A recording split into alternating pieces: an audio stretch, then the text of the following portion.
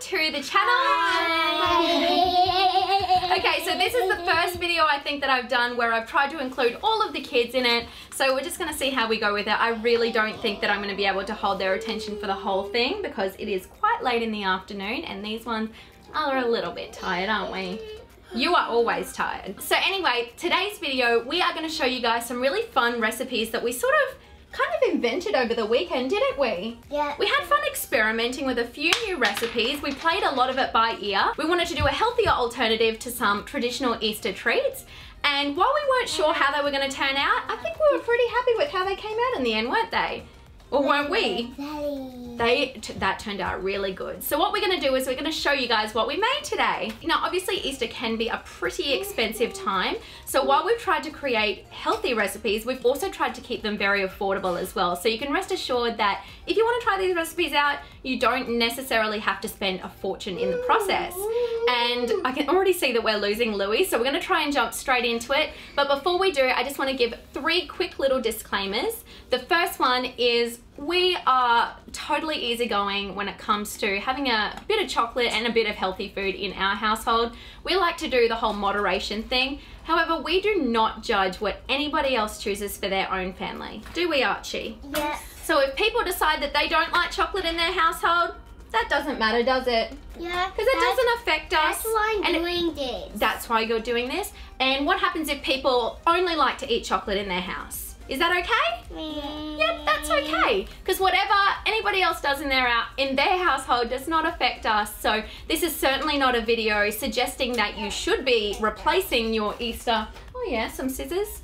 You shouldn't be replacing your Easter eggs with healthier options. It's just an alternative if you want to give it a go. The second disclaimer that I want to give is that you guys are going to see a lot of Aldi products in today's video.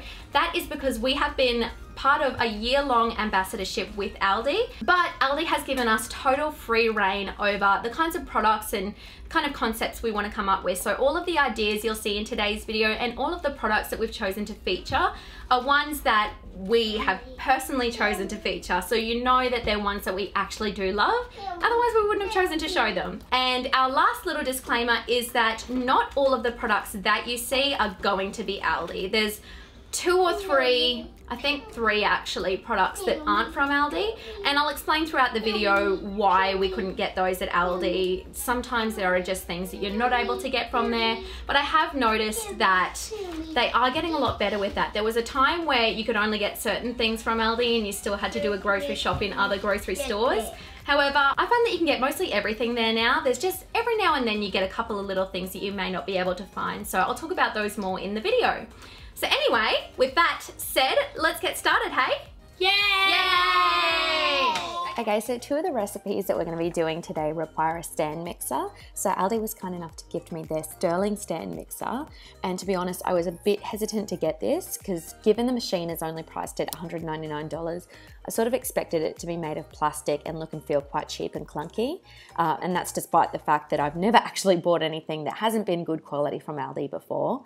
And I was quite surprised actually to see that it's actually made with a die cast base and it is quite a solid little unit. So if you're interested in picking one up, it goes on sale on Saturday the 31st of March and comes with a 3-year warranty for a bit of extra security. Its features also include 10 speed settings, which made it quite smooth to run, a 4.7 litre stainless steel bowl, and a number of mixer attachments. The first of which is this scraper flat beater, which has 2 silicone scrapers which run along the side of it, and it works to scrape the edges of your bowl while mixing things like cake batter. The next is the wire balloon whisk, which I'll be using to get a good frothy consistency when beating. We have a flat beater, which is quite versatile for things like making pancake batter, biscuit dough, and cake batter. We've also got a dough hook, which I am going to be using to combine my ingredients when I'm making like a cheesy bread dough. And then we have the plastic spatula, which isn't quite as flexible as what a silicone spatula would be, but it does the trick all the same.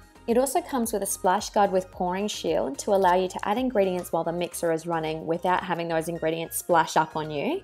And this is also handy if you're working with kids, just to add a little bit of extra protection. So first up in the morning, the kids and I went on a little Aldi trip and just bought a whole bunch of stuff to work with. We weren't 100% sure what we were going to actually use, but we were really happy with the things we ended up getting. And one of those things that we were really happy with were these health food powders that Aldi has. I've been wanting to use these for quite a while, and I was so stoked that I was able to find them. They're actually only $6 a packet, so they're quite affordable. And the ones that they have is a mesa or maca powder, acai powder, greens powder, and beetroot powder. And they advertise these things to put like in smoothies and things like that. And they're a great way to add a little boost to your children's morning smoothies. And the fact that they come in these beautiful, bright, natural colors means that my children are sort of more likely to want to have them in their smoothies. They're not going to turn it down because they look really, really cute. And that was actually our idea for naturally coloring our sweets today. I wasn't entirely sure if it was going to work in the way that I hoped it would, but I was very surprised to see that it actually worked better than what I thought it would. So I'm very excited to show you guys how these turned out. And the other ingredients we got for our first recipe are strawberries and this chocolate, which we were going to use for melting. I wasn't sure how it was going to melt up because it's not actually melting chocolate, but you'll see. It did a pretty good job in the end. So naturally, we're first going to start off by washing all of our strawberries, which you should do with all of your fruit, obviously, and just make sure that they're really dry before you get started.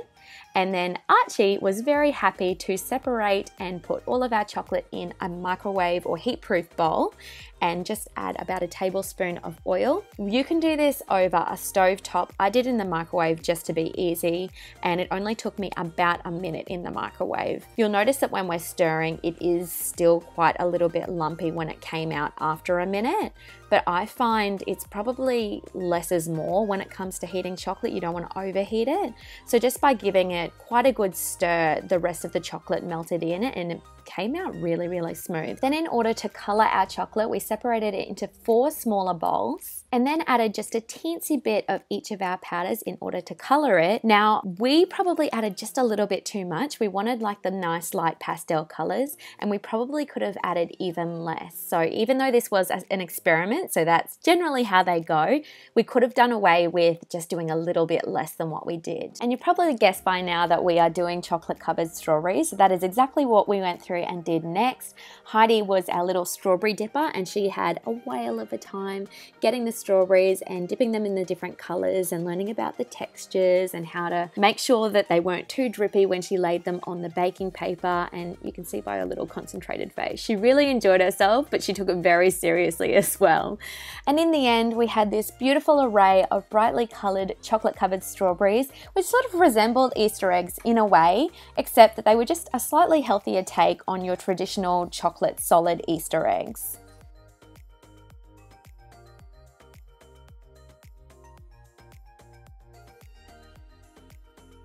If you want to get a little bit creative with some of the leftover chocolate, you could get a little piping bag or one of these little piping containers and put some of your chocolate in. We used it to put little designs on our strawberry Easter eggs. They didn't turn out very well at all, so we didn't do too many of them. We just left them as it was. But if you do want to get creative and you do want to have a play around with patterns, then that's certainly something you can do. Our next recipe requires a few more ingredients, but is still relatively simple, some of which we were unable to find at Aldi, but I'll point those out while we go. The first of them were these bunny molds, which were a huge part of my childhood. My grandma always made these marshmallow bunnies with us, so I really wanted to do them with my kids, but they were a nightmare to find. So if you ever find them, if you find them online or in stores, make sure you pick up a few, because if you ever want them, you'll be sure that you cannot find them. Next, we just had half a teaspoon of salt, a cup of water, you'll need 2 of those throughout this recipe, and then some vanilla and gelatin powder, both of which I did not find at Aldi. That's not to say that they may not have it at other stores, but I already had them at home. Then we had Aldi's organic pure Australian honey and some fine desiccated coconut. So both of those I did find at Aldi. So we started out by adding 6 tablespoons of our gelatin powder to our cup of water. That seems like a lot, I know, but that's just what the recipe calls for. And you probably want to stir this in, and maybe even if your water is warm, that might help as well. We found that ours came out a little bit lumpy because we didn't stir it. But honestly, I think that's just part and parcel when experimenting with recipes. Next, Archie added our 2nd cup of water to our pot, which is on our induction cooktop at about 115 degrees Celsius. And before you freak out, it is induction, so if he put his hand on it, he's not going to get burnt. And then this is him pretending to add our ½ teaspoon of salt because he did it before I turned the camera on, so we couldn't go back. We didn't want to add more salt. Next, I took the wheel and added some honey. I think I added about 4/5 or 400 out of our 500 grams of honey into there, and you'll notice that it's sort of on a low boil here, which will, you know, if it's 115 degrees, you should be right. But if you don't have a thermometer, just play it by ear, so long as it's not getting so hot that it's starting to go thick and sticky, but it's also coming to a low boil so you can get that nice frothiness coming up. Next, I just added the balloon whisk to our stand mixer. You'll notice it's pretty easy to do. I did it with one hand while holding the camera, so I was pretty chuffed with myself over that. And we're adding the gelatin mixture. So like I said, if yours is, you know, you put it in with hot water and whisk it while you're adding it, you probably shouldn't get a lumpy consistency like us, but given that we put it in the stand mixer, it came up nice and smooth anyway. So it's not the worst thing in the world if you do get a lumpy gelatin mixture. Once the gelatin mixture was in our bowl, we started by turning it onto low and then increased as we came along, and like I said, it made it nice and smooth in the end. We gave this about 5 to 10 minutes of whisking so it was nice and fluffy, and in the meantime we just put in about a teaspoon of oil into each of our bunny molds and sort of swirled it around to make sure that the molds were well greased. And we also added about a teaspoon of vanilla into the mixture while it was going. This was done by my daughter, so we added a little bit more in the end, but I really don't think it matters. Once the gelatins had the chance to get nice and fluffy, we probably could have given ours even longer because you can still see in the bowl it's still a little bit yellow down the bottom. We added our honey, water and salt mixture on a slow drizzle. Now, I probably did this a little bit too fast as well. You could probably do it a little bit slower so it combines a bit better. You'll see how our bunnies turned out in the end. They weren't 1000%, but they still turned out pretty all right. So if you stuff up like I do, once again, it's not the worst thing in the world. It's all the fun of experimenting. Now, because this was the first time I've ever tried doing this naturally sweetened marshmallow recipe, I wasn't sure about the consistency. From memory, when I did this with my grandmother, it was a lot thicker than what this is. So I really wasn't sure if it was going to turn out. And I just want to warn you guys, it is a lot thinner than a typical marshmallow mixture. So don't be too concerned if it does feel very liquidy. So after letting it mix for about 10 to 15 minutes until it was really well combined, and aerated for that matter, we just went and poured it into each of our bunny molds. And once they were separated into these molds, I let the kids color them with our natural coloring again. Once again, we went a bit ham on how much coloring we put in. You can get away with putting in a lot less. And I just let the kids stir it through their bunnies. You could do this in separate bowls, but it just made sense to do it once they were already in the molds rather than dirtying more bowls. And just with this particular mixture, I noticed that not all of the powders colored as well as each other. Our beetroot powder and our super greens powder did really, really well, but the acai powder, which Archie chose to color his bunny, didn't work quite as well. And you'll see in a minute, it just didn't come out the right color, but we did find a really cute way to fix this.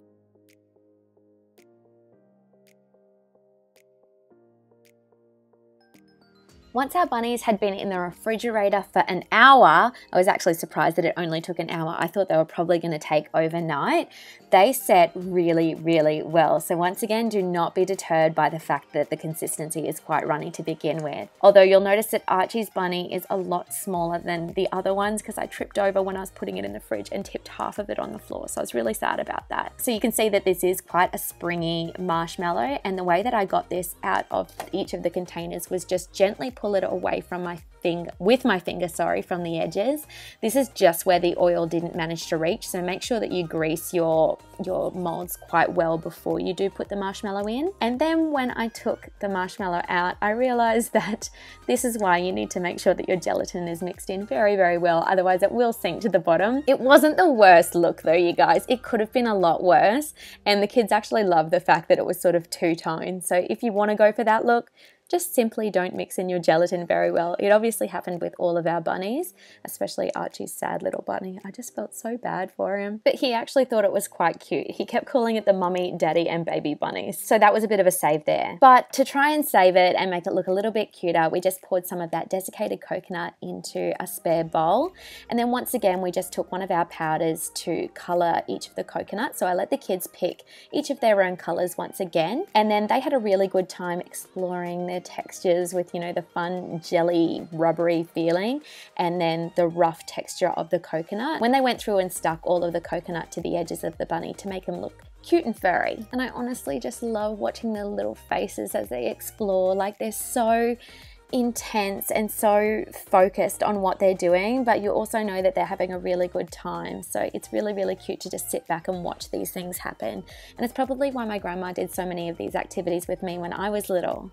So as you can see, once all of our bunnies were covered in their coconut, they didn't look too bad. Like I've said a couple of times now, they probably could have been a little bit lighter in color just to look a little bit more festive and Eastery, but that really is up to the individual. We were all very happy with how they turned out, and to be honest, they were actually quite delicious. They just tasted like regular marshmallow, only just like honey. And for our last recipe, we're going to make some savory, cheesy bread bunnies using mostly Aldi products. There's only one thing in here which was not from Aldi, and I'll get to that in a minute. In terms of our Aldi ingredients, we've got half a teaspoon of salt.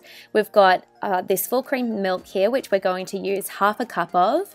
We've got some plain flour, which we're going to use 2.5 cups of. And then we've got this award-winning Canstar Blue butter, which we're going to use 50 grams of, and some tasty cheese. Now, you have a little bit of flexibility in what kind of cheese you want to use. We chose tasty.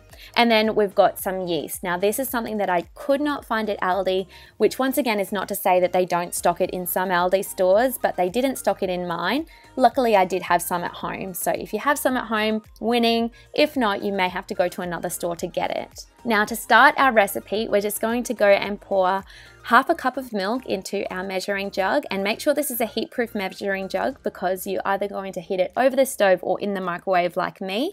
I put it in for 30 seconds just to get it not boiling but hot enough to help melt the yeast. And then obviously, as you can see, we're adding 7 grams or 1.5 teaspoons of instant dried yeast. So you just have to sprinkle it over the top and let it sit for about 5 minutes. It sort of starts to work its magic there. And while you're doing that, you can go ahead and add your flour into your mixing bowl. Next, we're just going to throw in that half a teaspoon of salt, followed by our 50 grams of chopped butter. Now, you notice that mine isn't completely solid, but it also isn't completely melty. This will just help when you're mixing all of the ingredients together. Now, you might have noticed by this stage, my kids have kind of clocked out a little bit by the time we got to this recipe, but I didn't mind so much because this is quite a messy part where you're just sort of pinching all of the ingredients together until they sort of come to a consistency like fine breadcrumbs. But of course, if the kids wanted to be involved at this point, I would have let them. It was just a lot easier to do it this way. And you'll see now that when I sort of scrunch it, it forms a solid, but it also breaks apart like that breadcrumb consistency. So that's how you know that everything is combined properly. The next step is to just make a small well in the bottom of that bread mixture or that flour mixture and crack an egg in. This is something which I also forgot to mention in my ingredients because we do just use fresh eggs from our chickens. You can get eggs from Aldi though if you don't have chickens at home. So you're going to pop that into the center of the well, and then that's going to be followed by the yeast mixture that we've made. So it was just the yeast and the milk, and you're going to pour that into the center well. Next, you can see that I'm just lifting carefully up the head of the mixing machine using the lever that's on the side. I'm going to attach the dough hook because this is a dough that we're creating, and a dough hook just combines everything properly. You'll find that if you don't use the right hook, hook, then your dough will not mix properly, and then it probably won't rise properly either. So it is important to use a dough hook when creating a dough. That's probably a very obvious thing to say, but I just like to make sure that I cover these things. So as you can see, I'm lowering the top of the machine now, turning it onto a low speed. This is important because it is a very thick mixture, and just letting everything combine until it becomes this nice sort of squishy type dough. Obviously, this isn't as sort of light and fluffy as what you would like a bread mixture to be, but what you need to do at this point is just cover it with either a tea towel or a piece of plastic wrap and put it in a dark, warm, dry place to rise for an hour. So in case you haven't made bread before, you do need to let it rise, and it will sort of double or even triple in size sometimes. Now, this is half of my mixture once it's already risen, and before we knead it, we're just going to go and add that tasty cheese. Once again, you can choose any kind of cheese that you like. Probably a Parmesan would have worked really well. Hang on, baby, Mummy's just recording. Okay, go to the toilet. Go to the toilet, quick! Oh my goodness. Okay. Guys, sorry about this. I could cut this out, but I'm not going to because this is a joy of motherhood. And really, do I need to explain what's going on right now? Probably not. I'm just really mixing the grated cheese through. At first, I wasn't sure that it was actually going to mix, but the more I kneaded the dough, it really did come together. But like I said, if you were using something that's a lot finer, like a Parmesan, it would definitely mix a lot better. So it's totally up to you what you use, but I was quite happy with how this came out in the end.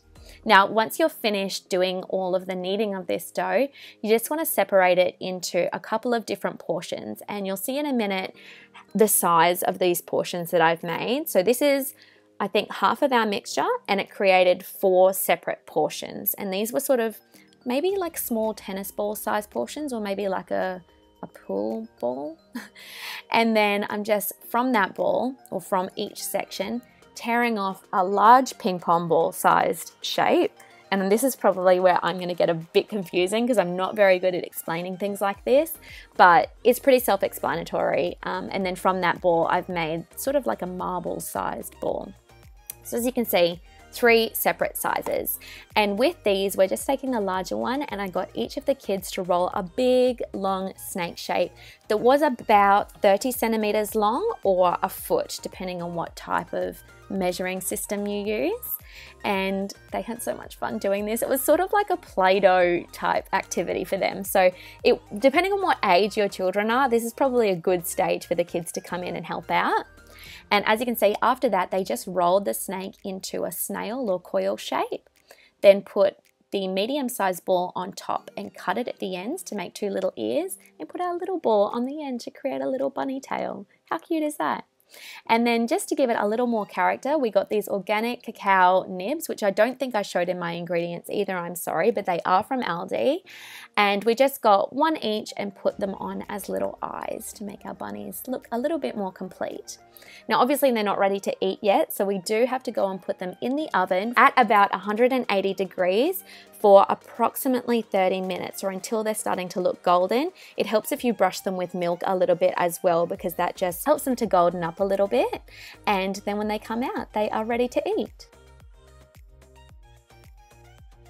All right, you guys, what did you enjoy the most about our cooking experience? When I saw some jelly on... The jelly? You liked when we revealed the jelly? Is that your favourite bit? And did you like touching it, Heidi?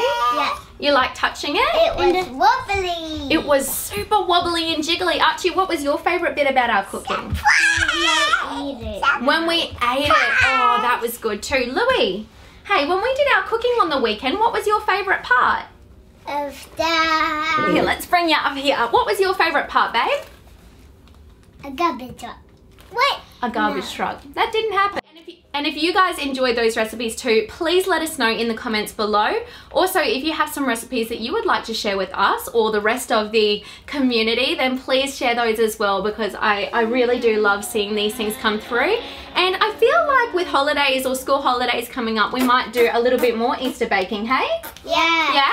And if you guys are interested in purchasing Aldi's Sterling stand mixer as well, that is going on sale on the 31st of March for $199. It comes with a 3-year warranty, so if you're not completely chuffed with it, then you can take it back. But Honestly, I was so impressed with it, and I'm looking forward to using it on many future baking endeavours with these kitties. Hey! Yes! And also, if you like this video, make sure to give it a thumbs up.